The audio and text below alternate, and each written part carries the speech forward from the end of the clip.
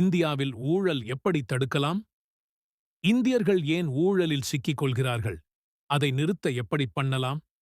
ஒரு நிமிஷம் உண்மையை நேராக பார்ப்போம். 1. மனிதர் தொடர்பு. இந்தியாவில் 70% ஊழல் மனிதருடன் நேரடியாக பேசும்போதுதான் நடக்கிறது. அதனால் தீர்வு அனைத்து அரசு சேவைகளும் ஆன்லைனாக்கம்.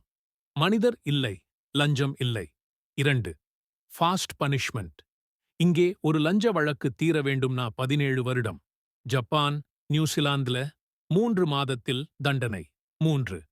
அரசியல் கட்சிகளுக்கு வரும் பணம் இருட்டில் நடக்கிறது. அது நின்றால்தான் ஊழல் பாதியாக குறையும்.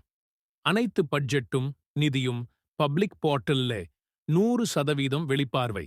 4. ரிலிஜியஸ் மணி ஹாச்சர் பப்ளிக் யூஸ். கோவில்களில், மசூதிகளில், தேவாலயங்களில் பில்லியன் ரூபாய் தூசி புடிகிறது. அது மக்கள் நலனுக்கு வந்தால் எஜுகேட் ஹாஸ்பிட்டல்ஸ் சமூகமே மாறும். 5. Cost free society. சாதி பிரிவால் மக்கள் ஒருவரை ஒருவர் நம்ப மாட்டார்கள். நம்பிக்கை இல்லாத இடத்தில் ஒன்றுபட்ட நெறிமுறை உருவாகாது.